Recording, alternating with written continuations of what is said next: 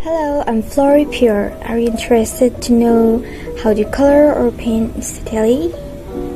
Yes, in this video, I'll share you the process how, step by step, from beginning sketch to finish art piece. When I paint steadily, it involves 5 steps. Choosing colors. Step 3 is adding shade. Step 4, adding light. Now let's see step 1, sketching and then line art. First, I kinda sketch a brief idea of the character. You can also look for reference on Pinterest for character. And after the sketch, make a clean line art on top of it. And when you sketch, have a brief idea about the background before coloring, like where you want to place. For example, you can choose simple indoor background or interior background with details, or simply in outdoor where there's sky. These are all reference example, or you can look for background reference on Pinterest.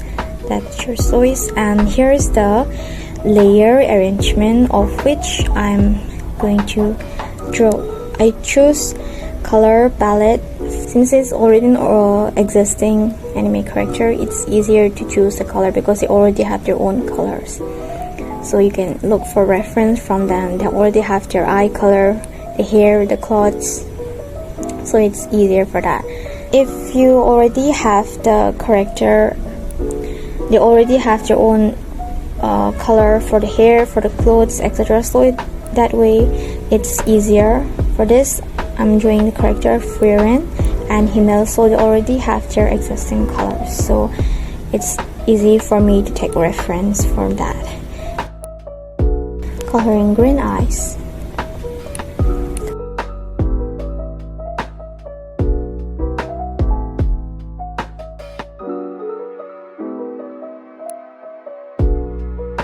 Now for shading the skin, I'm using the light which is coming from the back as a source of light.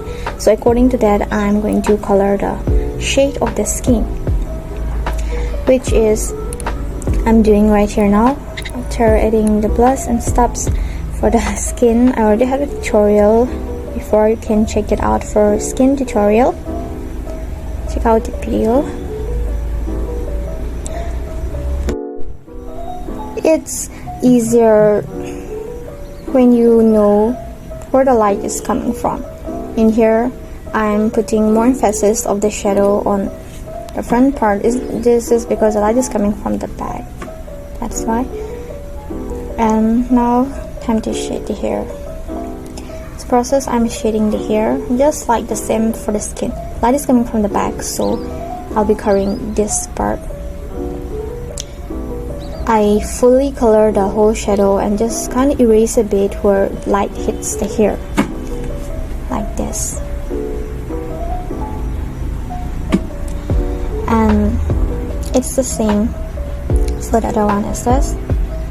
I pick a bit darker blue for the shadow for this color and erase a bit where light hits the hair.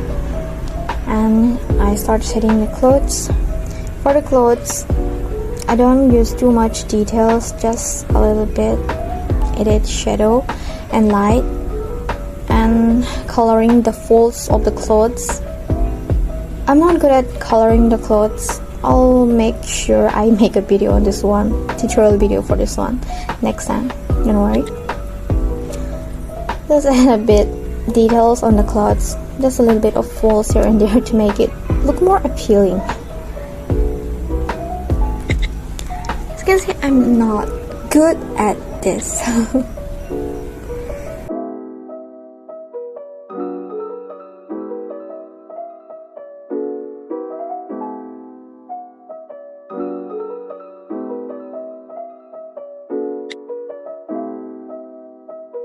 Shading more on this side.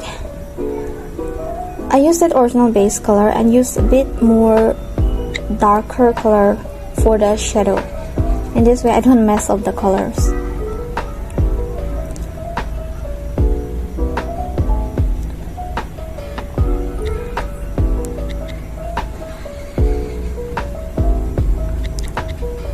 Painting cloth is not easy. It's kind of difficult for me. Other parts are easy. I think the cloth is starting to look like clothes. Okay. Just erase a bit part of the folds.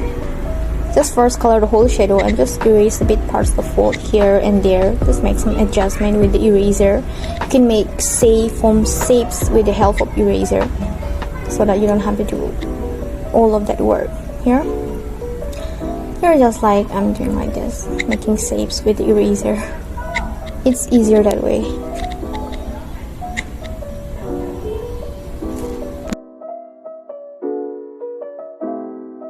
Next, it's time to color the background.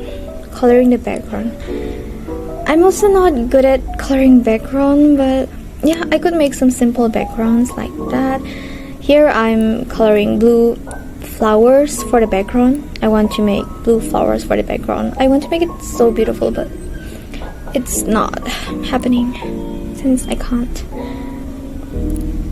I'm not good at coloring. I'm still learning, by the way. I'm checking if I should add lights here and there, or should I add some shade.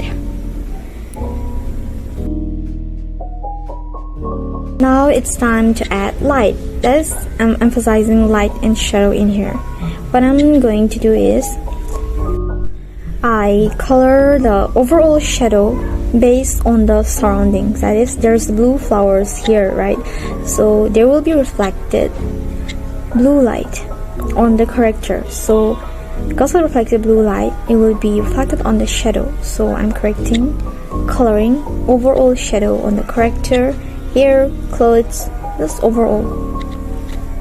This is emphasizing the shadow to add more depth to the character and for the whole illustration. I'm erasing the shadow a bit to form the shapes.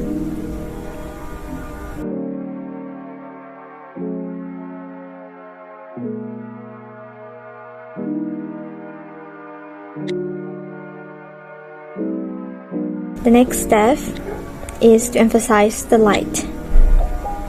So for that, what I'm going to do is using the overlay mode.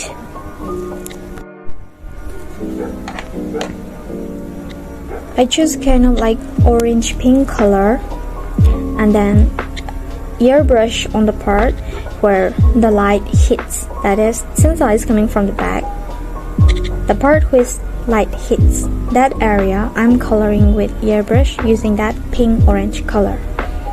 See, when I color this, the color kind of looks puff out and it looks more vibrant. This is balancing out that blue shadow, making it more colorful and the colors popping out like this. Always use eraser to form the shape, to create shape, to make adjustment. It's very helpful. Here I'm coloring blue light, just a little bit more blue here and there to emphasize the illustration.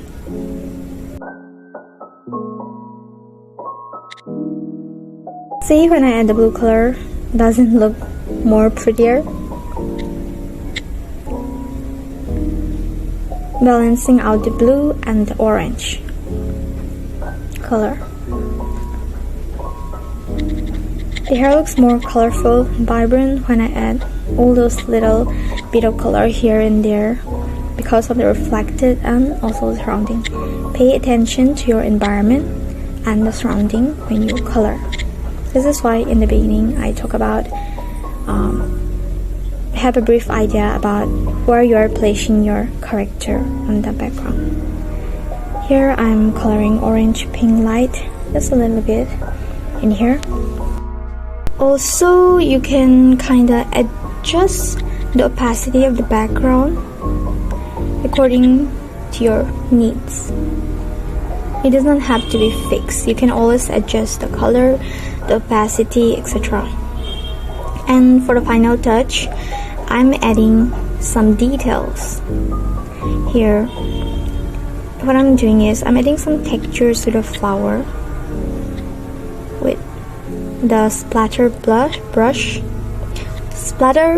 I mean, my tongue.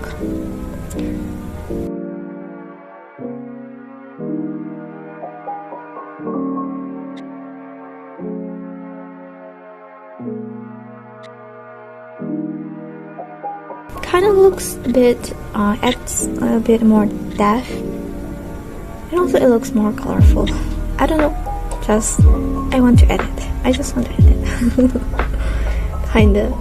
Just add a bit more purple color again. At this point, what I'm doing is I'm making some adjustment to check it out, like experimenting which color worked the best. How do I balance the colors? Stuff like that. I know it kind of looks difficult, but once you know the steps and the fundamentals, and if you properly follow the steps and the process of everything I've shown in this video, yes, I'm pretty sure you'll be able to follow it.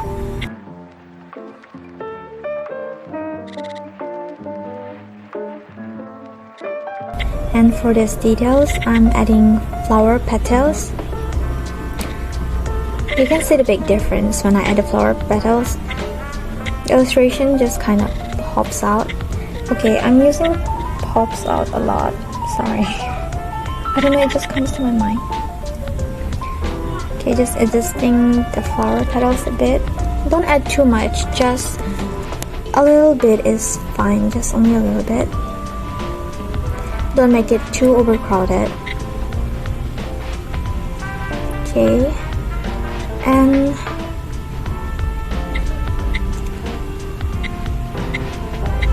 we're almost done.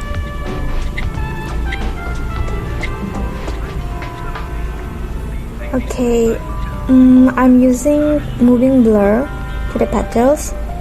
I want to make them feel like it's kind of moving along in a direction. It's like kind of flowing with the air, with the wind. I mean, yes, I use moving blur for that to make the effect. And I add orange or pink flower petals. This is because in order to balance out that blue color, and also there's orange light from background, right? And it's finally complete. So what do you think? Do you like this tutorial? And you can see the difference. This is only shadow and light to the base, and this is when I add more shadow on multiply layer and light on overlay. You see the difference? And this is before I add the petals, and this is after I edit the petals and make some adjustment. There's a little difference. It's kind of long tutorial, but I wanted to make it long so that you can all see the process and the steps, everything, so that you are able to digest the information properly. And I hope this tutorial is helpful to you guys, and I'll see you next time. Bye bye.